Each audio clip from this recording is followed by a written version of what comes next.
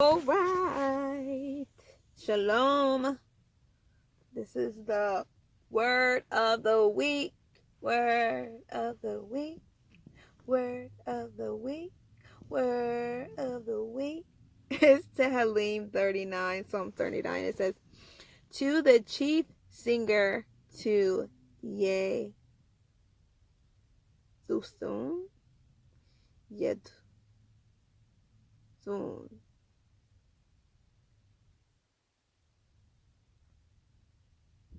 Yajuthun. It's like a Judean. A psalm of David. I have said, let me guard my ways against sinning with my tongue. Let me guard my mouth with a muzzle, while the wicked is before me. Aman, Yah. It didn't say Aman. Anyway, verse 2 says, let me finish that over again. Then the verse 1 says, let me guard my mouth with a muzzle while the wicked is before me.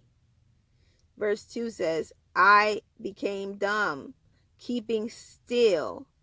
I was silent from good, and my pain was stirred.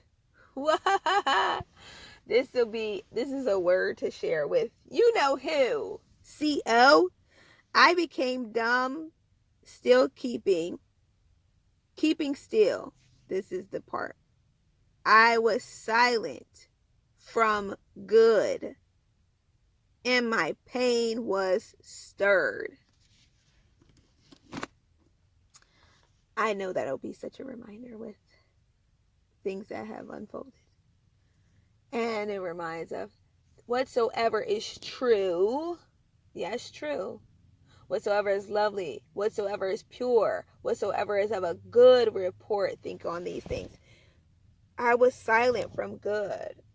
You know, silence doesn't mean you're not.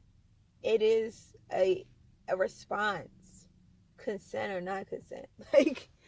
And so speaking on good, but also it reminds me of the verse by, will you stand by and watch the evil swallow up the good? Would you not address what is good and what is not good, but also would you not speak on what is good? That's what it reminds me of anyway. Let's read that over again, because I'm just thinking as I came. I just shared that tip, but I'm not going to give a commentary to the rest, because that's not what this space is for. I mean, well, that's not what me reading the words of the week is for. That's what our fellowship for Shabbat is for. Verse 2 says, I became dumb, keeping still. I was silent from good, and my pain was stirred. My pain was stirred. Verse 3 says, my heart was hot within me. My heart was hot within me. While I was meditating, the fire burned. Then I spoke with my tongue. Yahuah, let me know my end and the measure of my days. What it is, let me know how short-lived I am. See, you have made my days as handbreadths, and my lifetime is as naught before you. Only all men standing are all breath. Selah. As but a shadow each one walks. They busy themselves only in vain. He heaps up, but knows not who gathers them. And now, Yahuah, what do I wait for? My expectancy is in you. Deliver me from all my transgressions. Do not make me the reproach of the foolish. I was dumb. I did not open my mouth, because it was you who did it. This is a foreshadowing of Messiah as well. Verse 10 says, turn aside your stroke from me. I am overcome by the blow of your hand. 11. When you chastise man for wickedness with reproofs, you consume what he loves like a moth. All men are but a breath. Selah.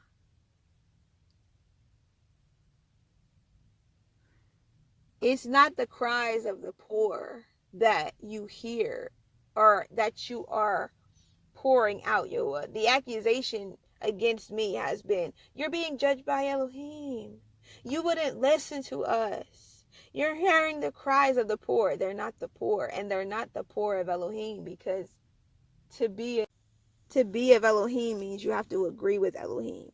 They don't agree with him, so they're not the poor people of Elohim.